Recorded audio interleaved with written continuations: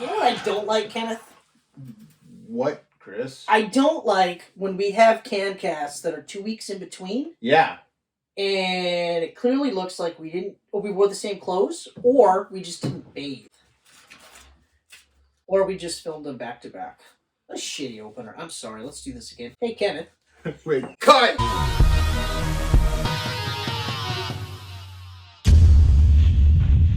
Hey, Ken. Hey, Chris. How are you? I'm great. How are you, Chris? I'm great. This is shitty too. Cut!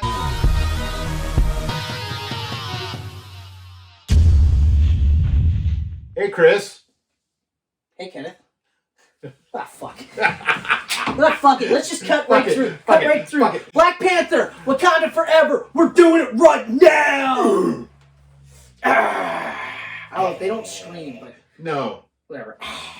Anyway, Black Panther, Wakanda Forever came out in 2022. Has a budget $250 million. Currently sitting at a box office of $561.6 million. Mm-hmm. Okay. Mm-hmm. All right. That's good. That's good shit. That's good money. That's good money right there. Could be better, and I hope it does get better. Oh, it'll get better. So anyway, directed and story by Ryan Coogler. Or Coogler? I think it's Coogler. Coogler. Anyway, I specifically put in the cinematography because this one, Autumn Durallo Arkapow. Okay, so the cast. This is a big one, so I did cut quite a bit of people, but this is quite a bit. As long as you nail out the main guys. Letitia Wright plays Shuri / Black Panther / current Princess of Wakanda / sister. Yes, sister. Lupita Nyong'o is reprises the role as Wakia. Can I just quickly say for a minute that she's one of the most gorgeous women in the world? Okay, I'm done. I'm gonna also say for a second that I wholeheartedly agree. Yeah, she is so beautiful. With hair, without hair. Yeah, I'll take doesn't matter. And I'll take it. Acting wise, she's incredible. Well, actually, like the cast alone. The cast is incredible, but she's a fucking standout. Oh man, she's on another level. Anyway, although there are two big standouts for me in this movie, and she's not one of them. Technically three. Well, that's heartbreaking. But anyway, so she's a former war dog and an undercover spy for Wakanda. Yeah. And a huge spoiler that we will save for much later. But at the moment, that's what we're going to go with. Mm-hmm. Then we've got Denai Gura, who is Okoye, the Dora Milaje General. Wakandan Special Forces is really what that is. Ah! And she later becomes one of the, worst name ever, Midnight Angels. I really hate that name. I like that she's like, that's the stupidest name. And I'm like, yes, it is a stupid name. Yeah. But then she's like, well, I'm a Midnight Angel. Winston Duke. Oh, M'Baku! M'Baku, leader of the Jabari and mentor to Suri. Mm-hmm. We also got Florence Kasumba. She played Ayo, second in command of Dora, and romantically linked with Amika. Right. Which, like, I feel bad because, like I know that, you know, the MCU is hurting for gay representation, or just the LGBTQ plus first spirits or two spirits or whatever's not white and straight. They're like hurting for representation for that kind of stuff. Though it's been pretty consistent almost every movie since this phase started. Seems like it's just a quick little in passing. Like, don't get me wrong, I thought it was pretty cute. Like, she did the head, like, rubbing the head and kissed on it. And I was like, oh, that's really cute how they did it. It wasn't, like, in your face, like, we're fucking queer, right? But... I'm honestly surprised they never went with Shuri being a lesbian. Or bi. Oh, yeah, I didn't see that at all, actually. No, I kind of did. I mean, I didn't see it at all. She shows no romantic interest towards anyone, so she could be. Hey, maybe she's asexual. Maybe that'll be in the next movie. Maybe. Because you don't see that represented a lot either. No. Ace. But all lame jokes aside, I did catch some people giving it some flack where they were just like, because it goes back to the Endgame stuff where they're just kind of like... Giving flack for being in here or not enough being in here? Not enough. Okay, because I was going to say, if people are giving flack for being in here, it's like... Well, obviously there's... 2 seconds in one scene. But obviously for some people that's 2 seconds too long. Yeah. But anyway, and I agree, you know, but at the same time, like I said, like... I don't want it to now, like, I don't want the characters to be gay for the sake of being gay. Like, just so you can be like, hey, we got a gay character, right? Like the Endgame stuff. The Endgame one bothered me because they made such a big deal out of it. And they were like, we got the first gay character in the MCU! It's just some random guy in a group. And it's just some random dude who just casually goes, well, I was on a date with a guy. Yeah. And you're like, oh, that's the big thing you want But the thing is, the comics have a lot of characters, like LGBTQ characters. But they're not mining from that at all. All they're doing is like, let's put in random pedestrian number 47 who's holding hands with a man. Exactly. Like, and I agree. And for the sake of argument, like, just to thin it out, I'm just going to use the term queer, and I'm going to use that as a blanket term for everyone. Yeah. Just everyone that's not your stereotypical straight white guy. Mm-hmm. Or straight white woman, whatever the fuck you want to call it. Straight white person, period, okay? So, and I agree. There are a fucking ton of queer characters that they could literally just bring up, you know, and just go, hey, cool. And bring them up, too, like, in a way where they're not just like, oh, hey, it's the brand new gay character. Mm-hmm. It's just, they just show up. Yeah. And, like, do the same thing they're doing. Like, that casual kiss on the forehead was such an understated thing. I literally said out loud. That was perfect. I went, oh, all right. There's very little, I mean, especially in this movie, it doesn't really slow down enough to have any type of romantic side story. No, or whatever. It wouldn't. But just that one little thing I mean, that's good. Like, let's keep that going. Like little things like that, I think are fine, and like bigger moments, like even in Eternals, where like he had like a life, you know, like he had a husband and he had a kid, you know, like that's pretty big statement. That was big. That's Too a pretty bad big it was statement. in the worst MCU movie to date. To date, probably forever.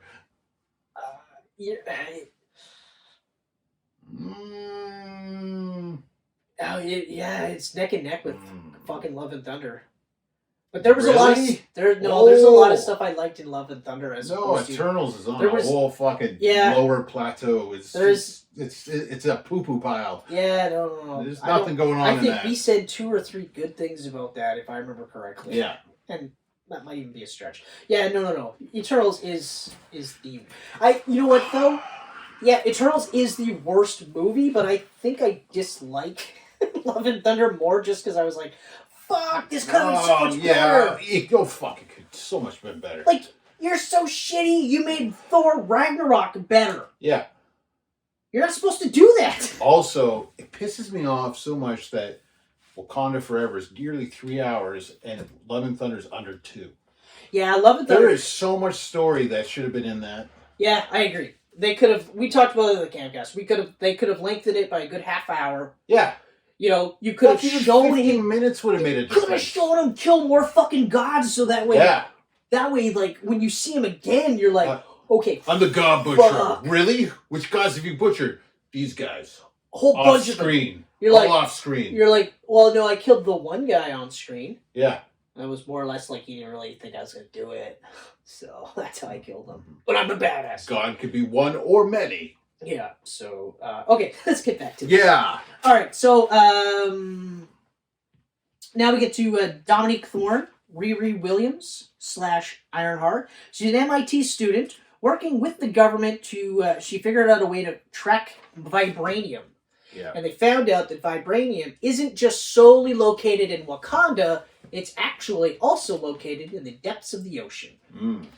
Okay, then we've got Michaela Cole, who plays Anika. She's a Dora Milaje member and later a Midnight Angel, and previously mentioned, romantically linked with Ayo. Midnight Angel. So stupid. Yeah. Then we get to Tanak Huerta Mejia. Yeah. And he plays Namor, king of Talocan, the underwater civilization, also known as the god Kukulkan.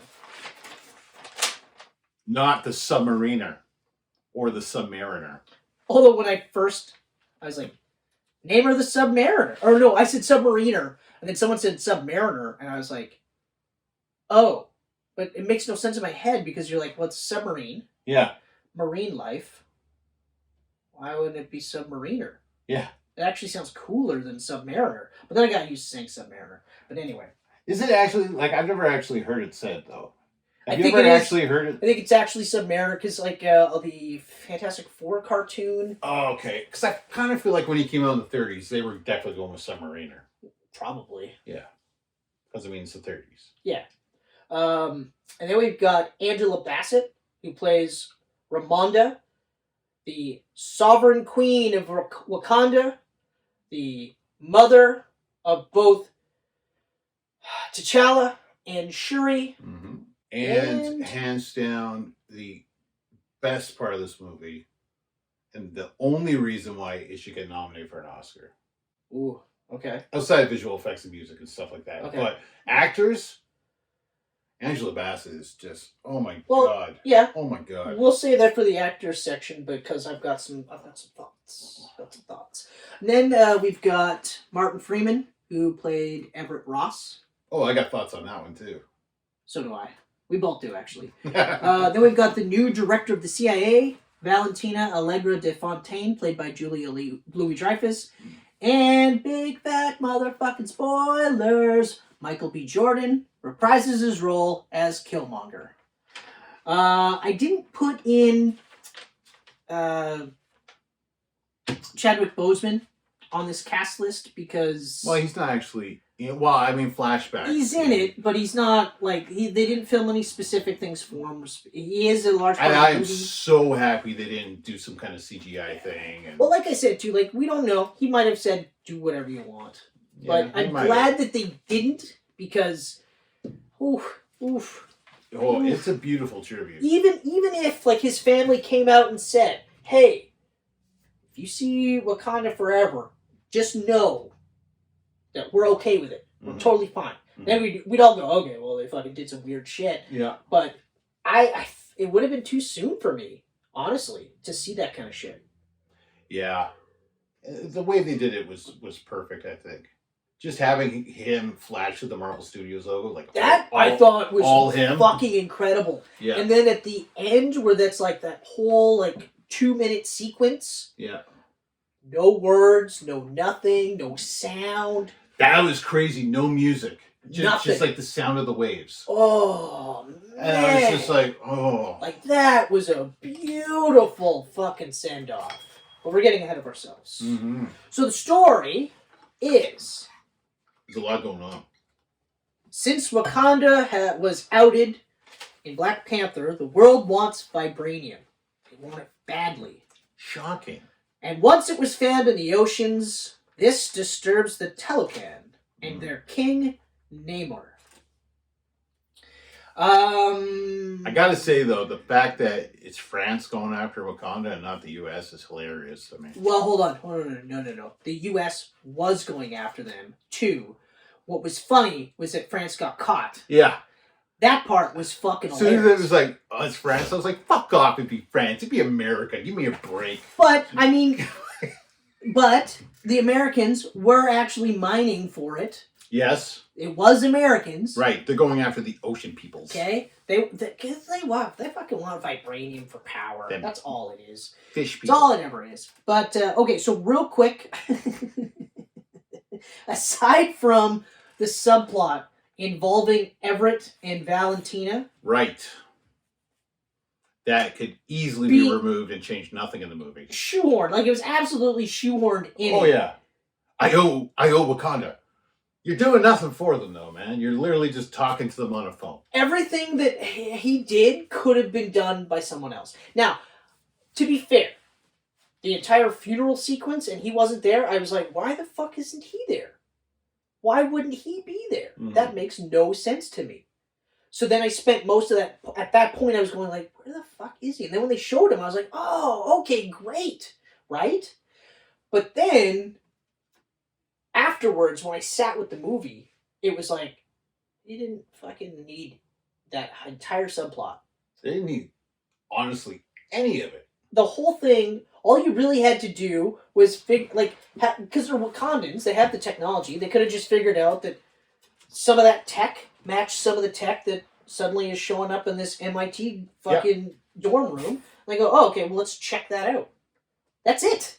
Boom. Rare reason the movie. Yeah. You didn't need anything else. And don't get me wrong, like I love seeing it. I would have been disappointed had I not seen him in this movie at all. But they could have done something like have him in the funeral and then don't show him again. The only thing I could assume with the funeral is that it was Wakandans only. Okay, fine. Because otherwise, where is everybody that T'Challa's had that's right. relations with? Fucking like at least 2 of the Avengers should be here. Yeah, exactly. At least 2 of the Avengers. Bucky should be there. Bucky should have been there. Spent freaking years. Everett Ross should have been there. Yeah, those 2 were for sure should have been there. I get that Valentina's the new Coulson, but for the Thunderbolts, I get that, but yeah. So like aside from that pointless subplot, Buck's story's awesome. Yeah, like fucking awesome. I don't dislike any part of this story aside from that. And that one there, it's just one of those like didn't fucking need it. Didn't fucking need it. While now I don't think this is better than the first. It's for me it's even. It's neck and neck.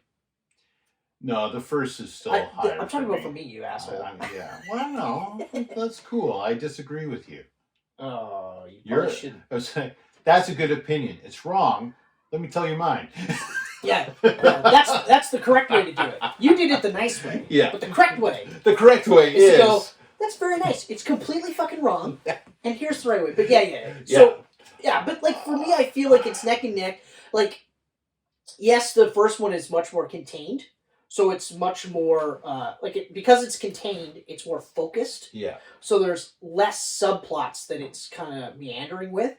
Whereas this one, like, you remove that part that we're talking about, I still feel like, yeah, while there's still quite a bit of plot lines, by the end of the movie, it becomes pretty focused, in my opinion. So it feels almost like they're scattered plot lines, but then they come together quite nicely, in my opinion.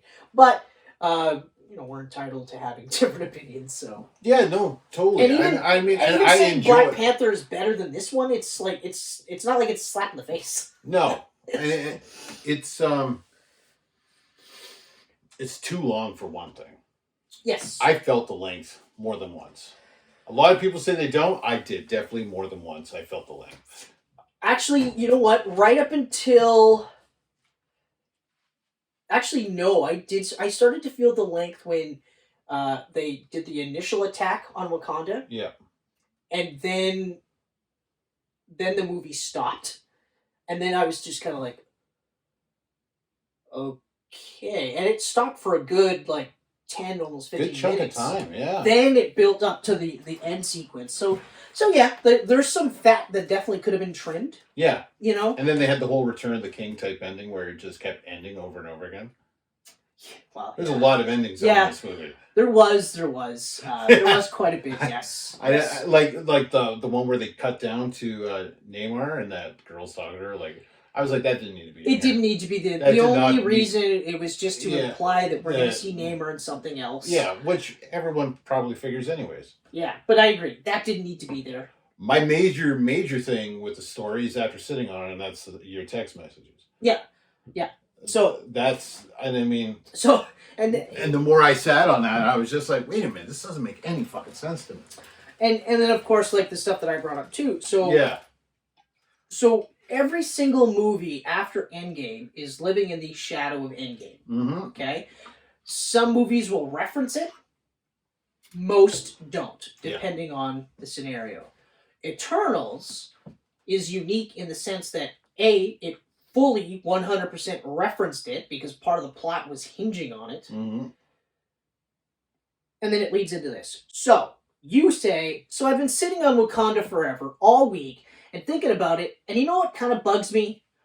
The fact that half the Talocan must have been snapped away by Thanos, yet Namor acts as if this is the first time his people has ever been discovered / attacked. Correct. Yeah. So, and I thought about this after you said that, after this whole conversation, I was thinking about it, I was like, yeah, actually, first of all, I agreed right away. Yeah, that makes no sense. Yeah. But, okay, let's say we play around with superheroes and magic and space and shit like that, right? And let's say, for the sake of argument, the Talocans for whatever reason, were completely untouched by the snap. Okay? Because it could happen. Yeah, we don't know, right? It could. Okay. But it wasn't the snap that wiped out only humans or humanoids. It snapped half of all life. Yeah, throughout the universe. So even if the tallow cans, for whatever reason, weren't touched, all of a sudden half the sea life is gone. Yep. And I don't know about you, but if you live in the ocean and half the sea life is gone, and probably one or two of them are your pets. Yeah, that buddy orca you ride around on. Yeah. You know? Or that giant fucking sea leviathan. Yeah. That you have hidden somewhere in the depths that you call out with your giant fucking beluga horn. Like, whatever. The wildlife in the ocean is now half gone. You're going to go, what the fuck is happening? Yeah. Okay? So, yeah, 100%. It's one of those things where it's kind of like with the runtime for their movies, you know? It's kind of a damned if you do, damned if you don't. Yeah. If you have a 2-hour movie, we might go, yeah, you could have had like a 20-minute, extra 20 minutes in there, and I think that would have been a little bit better. But then you have almost a 3-hour movie, you know? And then you're like, yeah, you know, you probably could have just shaved off like half an hour. You know, like I think 2.5 hours is a really good time for a movie. For these movies, anywhere from like 2:10 to 2:30. After 2:30, it better be fucking amazing. It's got to be special. It better be fucking amazing. Endgame was special. Yeah. No Way Home was special. Exactly. This, obviously, we're doing this whole tribute to Chadwick and T'Challa. Yeah. Special in that aspect, but not special enough to carry the runtime it does. No. So, very, very valid point. So then, I say, bear with me. Yeah, that's pretty solid. What about the celestial baby just hanging out in the ocean? Big head in hand, just chilling out here still. I didn't think of when I was watching the movie, but when you brought that up, I was like, yeah. Oh, wait a minute. There's this fucking giant monster. Yeah, part of a head, part of a hand, just floating in the ocean. Yeah, which blew out of the fucking crust of the earth, by the way. So in the ocean. So again, let's do this. So Talcan and all of the marine life on Earth, for whatever reason, untouched by the snap. Yeah. Okay? Cool. Fine. Magic saved them, whatever. Yeah. Okay, Talocan magic, right? It's out there. The serpent head god saved everything just by being there, okay? Which is Namor, by the way. Yeah. But then you get this giant fucking thing coming out of the Earth's crust into the ocean. Nobody shows up. Namor doesn't show up. He doesn't even poke his head out of the water and go, what the fuck's going on here? Yeah. Nope. We don't see anything. Now, obviously, they weren't part of the story at that point. It was bingo night. They weren't they weren't available. You know? Like, he doesn't show up in Wakanda and go, there's a couple of things I'm pretty pissed off about you guys here, okay? Yeah. We don't do anything. We hang out in the fucking ocean. We hide from all you motherfuckers. For some reason, you guys decide you're going to piss some dude off. Half of us go missing for 5 fucking years. Yeah, you got us back. Good for you. Yeah. Okay? But then, because of you, some weird-ass fucking, I don't know what it is just hanging out in the ocean, stuck in the crust of the earth, still there. Is it a tourist attraction like Asgard? Because I don't know what's going on. On another thing, stay the fuck away from vibranium, okay? Like, that's our fucking shit in the ocean. Stay the fuck away from us. This is bullshit. How else are we going to make our jewelry? Yeah, exactly.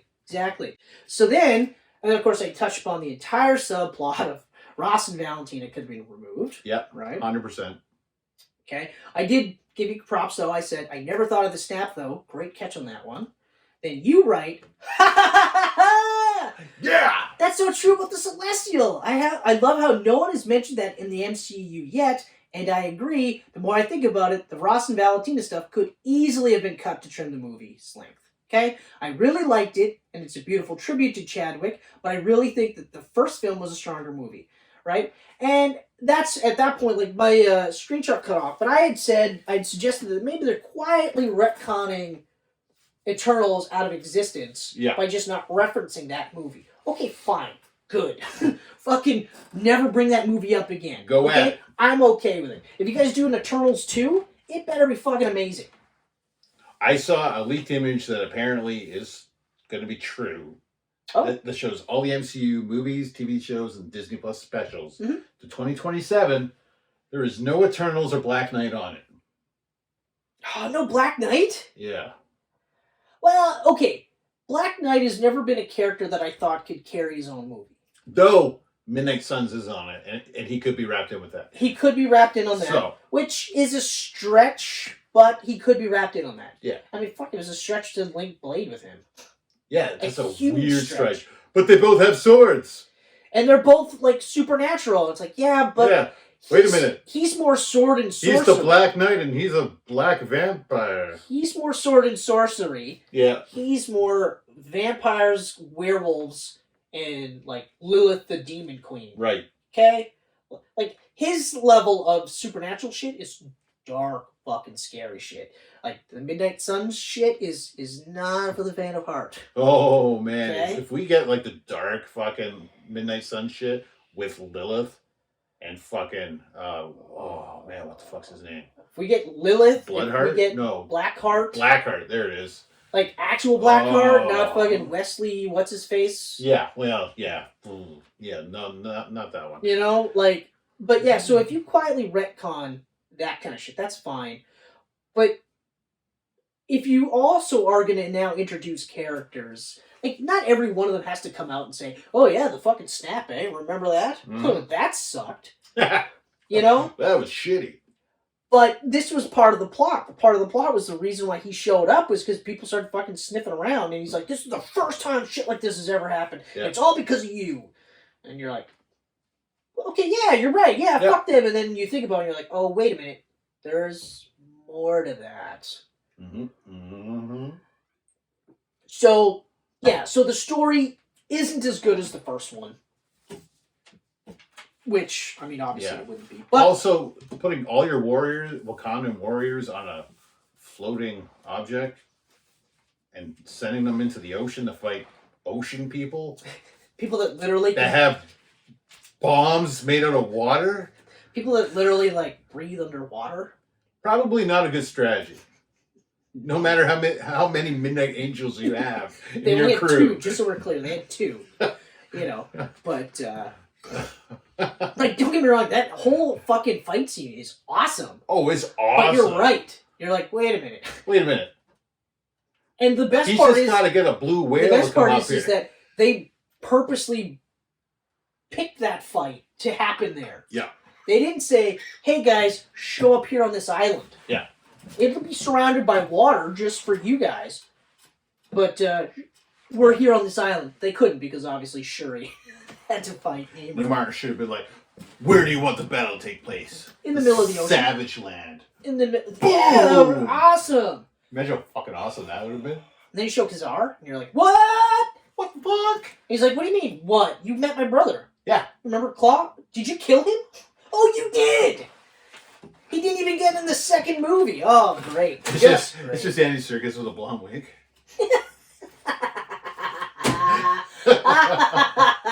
Oh, I'm Kazaa! Oh my god. That would be... Holy shit. Holy shit.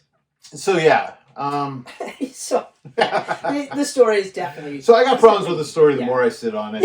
And the more we talk about it, I'm like, yeah, holy shit, actually. I mean, you know what, man? And this is the problem. This is the problem. Probably stop sitting on this. We should probably just we talked about how simple the story was for Black Adam. When you have a simple story, there's not really many problems to go with. Yeah, and even the problems the more complicated the story gets, they were smaller problems. Yeah, the more complicated, even more subplots. But this is actually one of those things that's going to continue to be an ongoing issue. It is. I mean, we're living in a world after the snap. You can't just introduce newbies that never went through this. But have been around forever. Right. Like, you can introduce new characters. Yeah. Like if you introduce the Fantastic Four, which the longer we go away from Doctor Strange 2, the more I'm like, there's no way it's going to be Emily Blunt, and there's no way it's going to be John Krasinski. They're going to be younger versions of these characters, and they're going to be just starting out. They're going to be new to the Fantastic Four Yeah. and new to Marvel, but they're gonna be like, they're gonna be raised up in a world pre-snap, so they won't have to reference it. You know how I'm kind of thinking they're going to introduce the Fantastic Four? How? In Ant-Man and the Wasp. They're stuck in the quantum realm. Ooh. And they're actually from the 60s. Ooh. That's how I'm saying they're introducing the Fantastic Four. And imagine if they did like that, like crazy black and white Art Deco style for their origin. Yep. Oh, I'd say in the comics they're Marvel's first family. What if in the MCU they're also Marvel's first family? I really, really like that. And then the reason why no one talks about it is because S.H.I.E.L.D. fucked up. Yeah. So they erased them from the books. So only a handful of people actually knew about it. Mm-hmm. You know, fuck it. You could have like Thunderbolt Ross be one of the few that knows. Yep. You can even, I mean, if you want to, you can even have Hank Pym being one of the few that knows. But I'm saying the Fantastic Four are going to be in Ant-Man and the Wasp. Ooh, I really like that. And I think they're keeping it under wraps. Oh man! Mm-hmm. If that's the case, and they did that well of a job, whew. Yeah. Whew. I think we're going to see a really fucking awesome end credit scene in Ant-Man and the Wasp. Oh man! Wow! You heard it first here, people. Yeah. All right. So visuals. This was absolutely the best looking Marvel movie I've seen in fucking years. Yeah. Okay. It felt like years. I did put No Way Home, but it's a Sony movie. That's a Sony. Yeah, they're playing with Sony money. Marvel though, but ever since they started doing the TV shows, their visual effects are stretched thin. Oh. It doesn't show in here. This is a great looking film. All the underwater stuff looked incredible. Oh my god. I even love the little touch where the Talocans are blue-skinned on land. That was really neat. And then hit water, and then they're pink. Yeah. Like human look. I was like, wow! I feel bad that I actually didn't include the names for Nemora and Atuma. Yeah. I was just like, there's so fucking many. It's a huge cast. It's a huge cast. But yeah, I thought that was awesome. And, well, actually, just so everything in this movie looked crisp and great. Like, nothing was, like, jarring or, like, shitty. Like, this was a incredibly polished movie. So, yeah, like, you're right. Like, they just fucking went to town on it. Oh, yeah. I mean, Namor looked insane. The way he fucking moved through the air. And just, he had fucking wings on his ankles. Yeah. Wings on his fucking ankles. They did the ankles. wings on the ankles and the pointy ears, and I was like, it's Namor. And you know what? Like, I mean, they should have went with the fucking... They should have went with the Speedos. They absolutely should have. Yeah, I know why they didn't, and I understand why they didn't, because a lot of fanboys would get boners and be like, I don't want this. I got a boner. What is happening to me? I only get boners for girls. But anyway. But like the other part that I thought was really refreshing, and I'll touch more on Namor, but just the Talocan as a whole. First of all, I loved that they decided, you know what? I don't care that, like, since the early 30s. Yeah. Namor and fucking Aquaman have both been Atlanteans. And they're both half-breeds. And they're both the king of Atlantis. They went, fuck it. We're just going to have them, like, sort of Mayan, Aztec-inspired visuals. And they're just gonna do some weird ritual. Mm-hmm. They're gonna go underwater. That's where they're gonna live. That's where they're gonna create their society, and it's gonna be rooted in that culture with this new culture in vibranium. The visuals with their costumes and their battle armor and stuff, absolutely incredible. Oh, insanely incredible. I am a comic book purist, and so when they change stuff, like I'm getting better at it now. Yeah. But even 20 years ago, if they introduced Namor like this, I have a hard time believing that I wouldn't be like, oh my god, this is fucking cool. Yeah. Like, yeah, you know what? Sometimes it's good to be beholden to the comic books. Other times, and this is a prime example, it's better to just go nuts and go fucking crazy.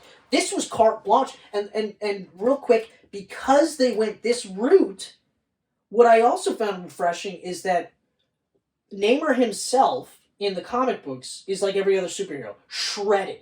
Mm-hmm. Absolutely fucking shredded. yes, Namor in this movie is in great shape.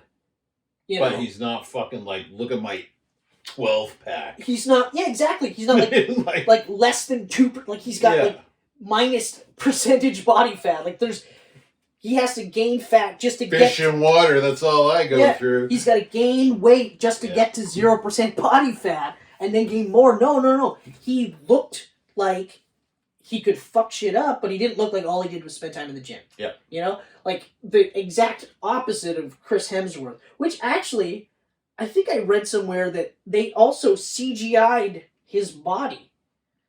I wouldn't be surprised. So not only was he in fantastic shape to begin with, you know, but then like that scene where he's all naked and shit, apparently they CGI'd that part to make him look even more jacked. Why? I don't know. But yeah. But I mean, regarding the Talican and Namor, my only issue, and this is a small issue, it doesn't affect the movie whatsoever. I just wish they were an older species. I felt they were too young. In the comics, with him being the King of Atlantis, he's been around thousands of years, right? Or hundreds of years. I felt like he was just too young. Being in the 1500s? Yeah. So because there's only like 500 years? I feel like further back they should have went. Because then they could go, oh, Atlantis is real. It's not really Atlantis, it's Talican. But there's rumor all these years of an underwater city. Okay, I see what you mean. Yeah. And again, I get what you're saying. That's just me personally. I would have liked it. It's not a negative to the movie whatsoever. No, but yeah, it does kind of because you're right. Because then they can say like it. You guys called it Atlantis. Yeah. But it's always been Talican. Yeah. Exactly. So, and then you could have kept that little aspect of it being like. I know there's a lot of like, and it's old school people hating change and shit, but yeah, I kind of get it. I mean, like. If Wolverine was fucking... Oh, no. I 7-foot guy from Japan, I'd be kind of angry, right? Yeah, yeah, no. I agree. I understand, like, if you're a diehard Namor fan... Yeah, I can kind of get why you're upset. I will totally... I've seen people going like, this isn't Namor, this is Fish Guy. Yeah. I'll be like, yeah, no, I get it. Same thing. I'll do the same thing. Black Superman. Like, Black Clark Kent Superman. Yeah. No, thank you. Yeah. No, thank you. I have no issues with Black Superman. We've got plenty of versions of Black Superman, you know? And I've said it before, but if they actually did a full-on Black Clark Kent, I'll watch the movie. I'll probably like it if they do a good enough job, but I will spend most of the time going, I can't, like, you know? So I get it. I 100% get it. Yeah. And I do actually, I like your point. I like your point, because then at least... So then at least you could have had that little connection there going, okay, it is Namor. Yeah. Atlantis is real. It's just not actually called Atlantis. Yeah, no, I like that. That's fine. Perfectly. Getting back to Namor, though, you touched upon this. I loved his fight scenes, but I agree with you. I loved the way that he was almost swimming in the air. Yeah. And I said that to you. Back and forth, and like zigzagging, gliding, and like, and he was like doing this to pivot, and I was just like, man, like that is such a cool touch. It's not just him flying. Yeah. He is swimming, but then sometimes it looked like as if he was like kind of jumping on the air. Yeah, and his wings were like flapping with it. I was like, man, everything was so good. The battle scenes were awesome.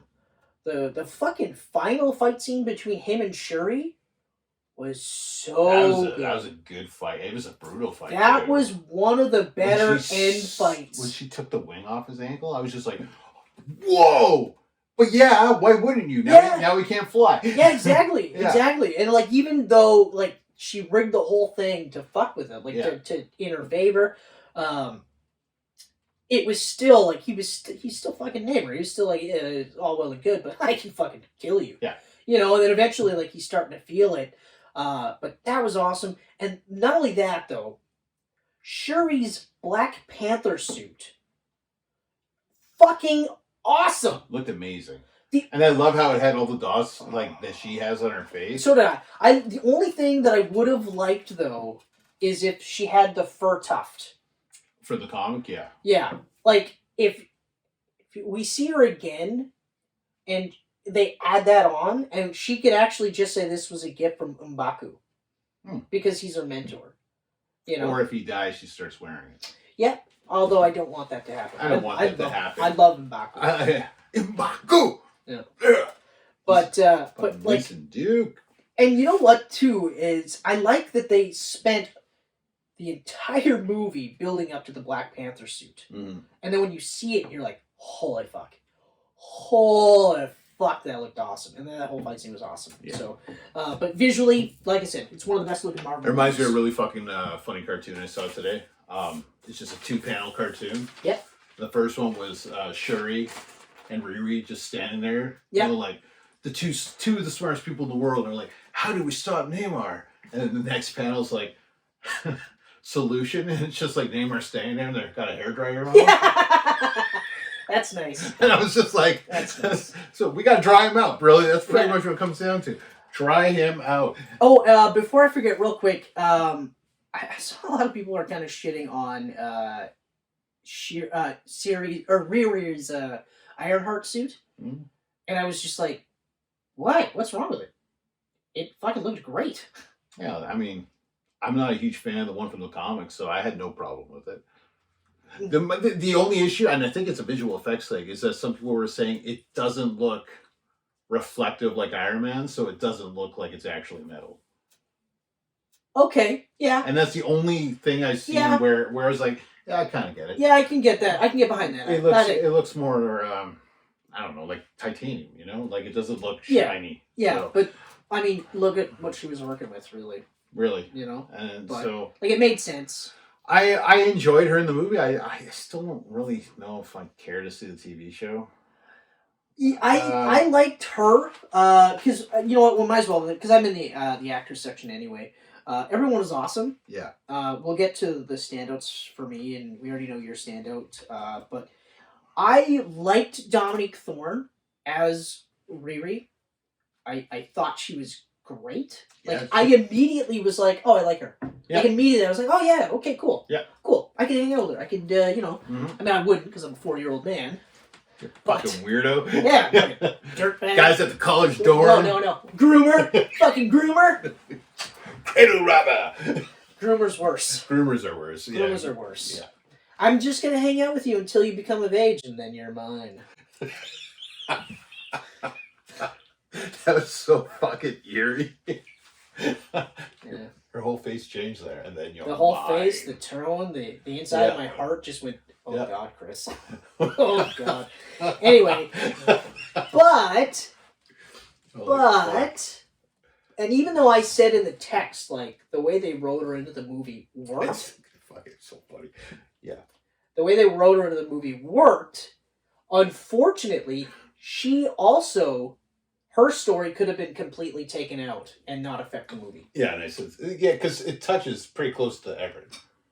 That whole fucking U.S. visit, completely as cool as it was at times. And it was great to see Shuri have a partner, like a friend, yep. and it was an organic friendship. Like it worked and it made sense. And like I wouldn't remove her plot line from the movie. What I'm saying, you could have. You could have. And again, all you had to do was have Wakandans go, hey, no, all it had to be is like, you know, someone is mining vibranium, right? And then like, you know, Ramonda could be like, how? We have it all here. Mm. It's like, well, no, we're actually getting reports that they found vibranium in the oceans. And then that entire ocean liner sequence happens exactly the same, you know? And you're just like, whoa! You didn't need the Everett stuff, you didn't need the MIT, you didn't need Riri. No. But I personally wouldn't remove it, but I agree with you. I need to see more of the TV show. But as of right now, and even before this movie, I kind of feel like Everett Ross is going to be in the TV show too. Well, he almost has to be, I guess. It really feels like he needs to be in there now. Okay, so you're saying Angela Bassett is the absolute standout for you. Now, hands down. I will give you, she's absolutely fucking incredible in this movie. Mm. However, she's Angela fucking Bassett. Okay?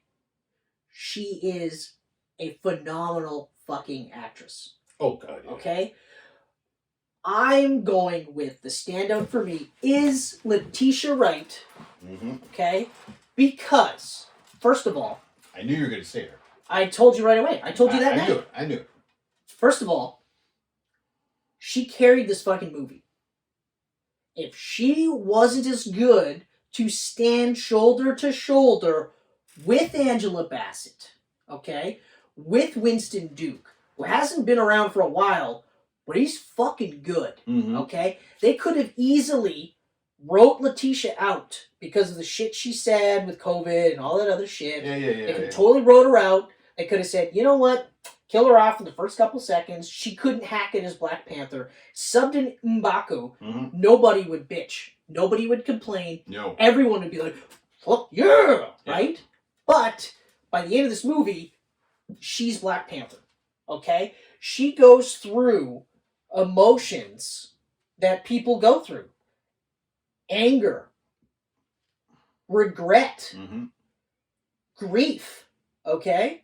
She's angry at herself because she couldn't save her brother. Yeah. Right? She blames herself because she couldn't save her brother. So that's two. It's not just, I'm mad at myself. It's also, it's your fucking fault. So of course you're mad at yourself. Okay? Plus she's going through grief, right? Her father died. Her brother died. Then her mother dies. Right? Like it's hit. She gets up and she fucking owns this movie. I feel like killing Angela Bassett was a huge mistake. They shouldn't have done it. That was a massive mistake. They shouldn't have done it. They should have just put her in critical condition. Yep. Write her off for the rest of the movie. That's right.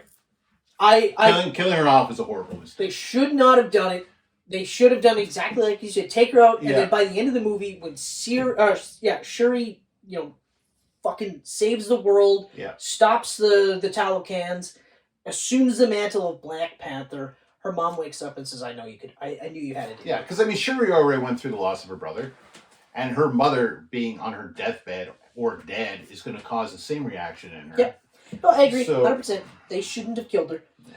Even in the movie, at the second it got, I was like, no, don't do it. Don't do it. And I thought they were going to fake it out. And then they did. And I was like, they shouldn't. And I just felt like they shouldn't have. In a movie where we're already dealing with T'Challa dying and our Chadwick Boseman, I thought it was too much. Yep, I agree. Yeah. I agree. What else do we got for the actors? Yeah, like I put Dominique was instantly likable and believable in her role, but M'Baku, it's more the same. But he's really matured in this movie. I was gonna say, I like that immediately he offered up his services to mentor her, but I also like how he's just like, you can't kill him. Yeah. Okay, hear me out. You kill him, what do you think they're going to do? Yeah. They're going to come after you. He's not a man or a king. He's their god. He's their god. Yeah. So, and I was just like, oh, I really liked, and I think that's why they killed Angela Bassett off, so that M'Baku can kind of step into that mentor role. But I agree with you, it's a missed opportunity because now you have two mentors to bounce off of, which T'Challa was doing anyway. Yeah. He was bouncing off her, he was bouncing off M'Baku, he was bouncing off Shuri, you don't just need one mentor.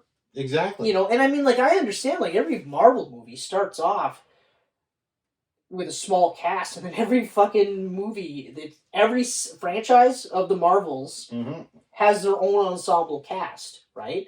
You see the Avengers, you see Captain America, he ended up getting Falcon, Winter Soldier, Iron Man, Iron Machine, not Iron Machine, War Machine. Made of iron. Then you've got Hulk, you've got She-Hulk, you've got Scar. There's so many Hulks now. Yeah. You've got, even Ant-Man has got his own little team. Yeah. Right, exactly. Right? So I mean, I understand if you want to thin the herd a bit. The best part was apparently Angela Bassett was, pissed that her character was getting killed off. And then, after speaking with Ryan Coogler, and he's just like, well, no, you gotta think about it. In the MCU, death isn't really, for sure. I mean, look at how many people we brought back in the snap. And I was just like, that's different. Yeah, no, this death is forever. Yeah, like maybe she'll see her in some vision, but that's it. Yeah, yeah. That I was actually mad when that happened. I was like, "You're fucking kidding me!" Because again, she was blowing me away. She's always been a great actress. Yeah, she was absolutely incredible. But when she's just like saying that she's lost her family, she's given it all, and I was just like, I was crying. I had a tear when she ripped Okoye. Yeah. Oh yeah. Tore Okoye's ass open. Okoye's like already like, I failed you. Like she's like, yes, you did. He's dead. She's gone. You lost her. Get the fuck out. Yeah. You're out. I was like, oh, holy shit. But even like right at the beginning, okay? And she's doing that spiel at the UN, and she's like, they've been whispering, the king is dead. Mm-hmm. You know? Mm-hmm. And she's doing that whole big spiel, and the whole time, you know, they're catching the fucking French army. Yeah. Trying to get to, like, you know, more of a vibranium, right? And then wheels them in. Like, which one of them is yours? And then the French president's just like, oh, fuck. Yeah. And I was just like, I can't believe how ballsy, like, how commanding that was. And, I mean, Letitia, I feel just, like, for her to be able to stand shoulder to shoulder. I hear you there. You know what I mean? And to go through all those emotions. And I'm not, like, taking away from Angela Bassett's portrayal, because she went through the same things.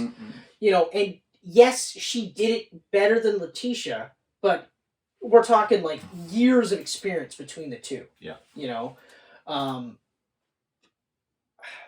Maybe I can amend it to they were both the standouts. Like, let's be real here. No, they're both. I hear you. No, the fact that Letitia was able to carry the film, and she had to, which she did. Like, I was even looking at the poster of the first Black Panther, and Shuri's like this little character down the bottom. Exactly. So go from that to the sequel where it's your movie now. Yeah. And a fucking long movie that you're carrying the whole time. Yeah. No, I huge props to her. And I think, you know, she was fantastic, especially during that final scene during she was so good. Her official goodbye to her brother. I had chills actually watch this. I'll rewind a bit. I thought, like, it fully cemented it for me was when she was able to convey, when she's like, we're both consumed by vengeance. Mm-hmm. Let it end with us. Yeah. I was like, holy fuck.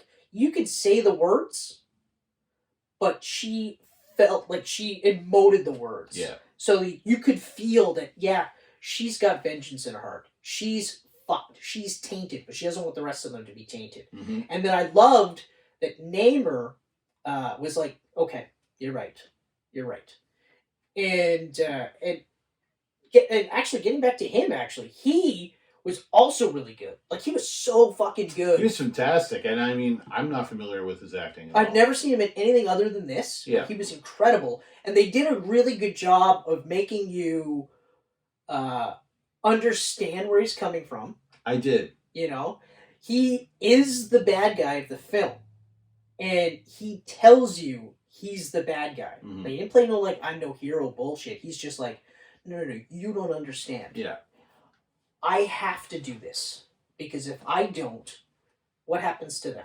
You know? And you're like, cool. You know, like, I get it. But then she's like, okay, but can we do this? Like, what about this? What about this? She's like, no, there's no fucking way I'm doing any of that. She's dying. Yeah. That's it. And that's it. Like, you're like, okay, well, you don't necessarily have to kill her.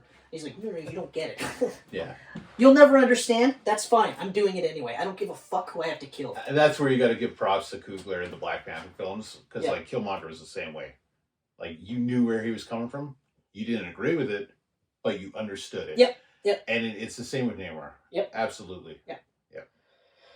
But, so, in terms of direction, I've got no real complaints. No. He nailed it. He nailed it. He had a full script that Chadwick was going to do with him. Chadwick passed. And then he had to rewrite everything from scratch. Redo everything. And I mean, it hasn't even been that long since Chadwick died. No. So for them to rewrite everything and then shoot this in the amount of time it's been, it's bloody impressive. Like, I mean, like, we talk about the runtime, we talk about the story, but, like, that's all that's like not just the director. That's a bunch of people involved who could have said, "Hey, can we do this, this, and this?" And they told the story they wanted to tell, and fuck, it was just man. This is really, really good. This is fucking really, really good movie. It's damn good. Yeah. I actually have it as the best superhero movie I've seen since No Way Home. Since No Way Home? Yeah, well, I mean... It's better than Black Adam. It's been pretty rough, yeah. It's better than Doctor Strange 2. Yes. Okay. What else has been? I think that's it. It's No Way Home. No Way Home was just last December, right? Yeah. Yeah, so I guess it would be, yeah. No, Morbid Time came out before that. No, Morbid Time came out after No Way Home. Yeah, it was February. That's right. Yeah. Yeah. So yeah. Clearly better than Morbid Time. No, yeah, I don't know. I'm up against Morbius. It's a tough call. I know, it is tough, because, I mean, the cinematic classic that was Morbius. Yeah, I feel like it's you know what it is again? Remember when we talked about Logan and Days of Future Past that one time? Yep. Where I said Logan's better, but Days of Future Past has got more replayability. So for that fact, I give it a higher rating. It's that again, where it's comparing this to Black Adam. This is a better film. I'll watch Black Adam more. Yeah, I have to invest myself in the movie to rewatch it, whereas Black Adam I can just throw on. Yeah, exactly. I can pop in and pop out. I don't really have to. Yeah. This is an emotional investment. So yes, I agree. The replayability isn't there. And we also forgot Thor: Love and Thunder. Oh darn! But clearly, how did I forget that one? Well, I can tell you why. Because it's fucking garbage. Man. There's some good things in that movie. There's some good things. But that's it. Wait, what did you say? Something about a pearl and shit? Yeah. There's some pearls. Yeah. There are some pearls. There's one or two pearls, but they're literally enveloped in a pile of shit. You have to actually physically move shit to find these pearls. The pearls. And that's not... And then once you got the pearl, you got to rub that shit off the pearl. Yeah, you still have to clean that pearl with off. Shit. And then on top of that, you got to wash your hands. Yeah. You know, you also have to get all that shit smell out of your nose because that's all shit particles. That lingers. You know? Like, you shouldn't be doing that in a movie. You shouldn't sit there and go like, no. You got to watch, 4 hours of this movie. Then at the 4 hour mark, that's when it gets really good. That's when it picks up. Yeah. And then you're like, oh, I have to invest for 4 fucking hours? Actually, no, it's more or less an hour, but it feels like 4. It feels like 4 fucking hours. And once you get past that, then it's good. Like, it's better than that last hour. Yeah. And you're like, okay, but enough that I'll be okay to watch that hour? You're like, no, you'll probably want to just never watch this movie again, actually, now that I think about it. You know? I've sat through movies that are long and they're slow moving. Like The Batman is a prime example. Yes. Okay? It starts off really good and it maintains the momentum. It's like this. Yeah. Oh, it's a slow climb. And then you're like, is it almost over? And you're like, oh no, it's a halfway mark. It's a halfway mark. Yeah. Like, oh, you're at the hour and a half mark. Yeah. Oh. I'll just pause this and go sleep. I'll check this out tomorrow. I'll come back. I'll finish this off in a day or two. I don't know, man. but that's another prime example. Yeah. I forgot the Batman was this year. Yeah, even... I'm going to have to say the Batman's my favorite movie since No Way Home. Yeah. Now that you mentioned it, I forgot that was this year. I thought it was last year. I totally forgot it was last year. Yeah. So as I'm saying, that is my favorite superhero. That is it. That is the best one. This is second. This is second. Yes. This is second. Yeah. But again, with the Batman... But again, Black Adam still tops both of them for replayability. Yeah. Because again, and I'll say this, if The Dark Knight was a 3-hour fucking movie... I wouldn't watch it as much. Yeah. Because and even it's at 2 hours and 20. Yeah. You know? But I fucking watch the movie all day long. It's a lot of time to invest. 3 hours is a lot of time to invest. Yeah. Okay. But, so overall, my last thing is I'm disappointed that it will not hit $1 billion. Yeah. It won't. Well, it doesn't help that it wasn't released in China. China makes up a lot of money for Disney. Yeah, so it does. Really, they could have released it and then just cut that one glaringly gay scene. But they refused to do that. Which is good. Like, Which is good. I'm glad. It's good. It's showing that they're choosing that over exactly a few 100 million. Yeah. But I mean, it's it's not going to make $1 billion. So Wakanda Forever, I really enjoy. I don't think it lives up to the first one personally, but it's a beautiful tribute to both Chadwick and T'Challa. Yeah. The whole opening sequence with Shuri trying to save him. Heartbreaking. The fact that they wrote off T'Challa pretty much the same way Chadwick died. It was crazy. We were like, how are they going to kill him? Yeah, exactly. Killing him with a disease any other human would die with. Yeah. It's kind of perfect. It is.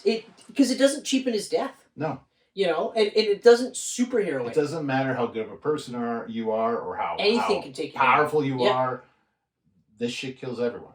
And also I liked how they tied into the first one where Ciri's trying to make the purple flower. The purple heart flower or whatever. But she can't. Yeah. Because if she could, she'd be able to save him. Yes. And then by the end of the movie, she's able to make it so she can become Black Panther, which is great. Yeah. You know, but that was like a really nice little touch there, and it was just like, holy fuck, man. But yeah, yeah. So overall, like I said, it's one of the best superhero movies I've seen. Oh, and quickly touching on that end credits scene. Oh, right. We didn't really go to that. Yeah, that's right. So big fat fucking spoilers here. Go ahead. Yeah. The introduction of T'Challa's son, who's also T'Challa. Yeah. So there you go. There's your next version of Black Panther down the road. Yeah, and because it's T'Challa's son, we don't have to worry about the purple fucking Wakandan heart or flower, whatever you want to call it, because he's got T'Challa blood in him. Yeah. So he's got it. But that was awesome. That was a super fucking cool. I was like, she's like, that's fucking brilliant. So this is why I fucked off. This is why I stayed away. This right here. Yeah. And tell him your real name. What he wanted. Tell him your real name when he says T'Challa. My father is T'Challa, the Wakandan, the king of Wakanda. I was like, oh my god. Oh my fucking god. Yeah. Oh my fucking god. Yeah. Oh my fuck. So, fuck. It's a cute fucking kid too. Yeah. He was a really cute kid. So, yeah. Hey, are you a groomer too? Boom. All right. Gay groomer. Okay, take us home, Kenneth. Take us home? Okay, if you like this video, please, first, comment down below. Let us know what you think of Wakanda Forever. Do you think it was too long? Do you agree with any of our shit? Do you have other things you would like to add on where we might not have thought of it? Comment down below. Either here on YouTube, where you can see our handsome faces, or over on our podcast services, which is Audible and SoundCloud and Google Podcasts and Apple Podcasts and Spotify. Social media, Twitter, Instagram, Facebook. For now, I don't know. As you said before, evil corporations. Yeah, well, it's tough because you got to get your shit out there. Yeah. So it's one of those, like, I look at it like, because I'm on Facebook, but only on my old phone. I did not put it on this new phone. Interesting. I almost did, and then I was like, no. Yeah. And I feel pretty good about it. Yeah. As far as Twitter and Instagram, like, I'm really only on Instagram, sort of kind of like with Facebook, where you just kind of pop in, like, people. Yeah, once in a blue moon. Yeah. Yeah. I don't post anything, so I'm not in the situation where I'm like, oh, I only got 14 likes, you know what I mean? Like, so I don't have that aspect. So Which is horrible. Oh my god, I couldn't imagine. Fucking horrible. I couldn't imagine being addicted to it, but I mean, like, I understand it happening. I've become more addicted to watching our likes and viewership going up on our channel. Yeah, which is the same thing. But it's for us. True. That's true. Because we are growing an empire, and we could not do it without all of you. Right. So we thank you so much. Also, thanks for going nuts on our shorts, our geek shorts. Yeah. No geek pants here. Geek shorts. Thanks for going nuts on our shorts. Yeah. No, I love it. Just continue all over our shorts. Chew them up. Eat them up. Chew them up. Eat our shorts. They're tasty. That's what we want you to do. Just like Bart Simpson. Yeah. For some of you, you'll go, who? Yeah. Why the fuck am I what eating a someone's creep. shorts? Why did he want people to eat his shorts? I think Chris is a groomer. But yes, anyways, thank you very much. We appreciate you. We love you. And watch out for this guy. Keep on rocking in the geek world. Oh. Keep on rocking in the geek world. That's all I got, guys. You've been great. Damn. See you later.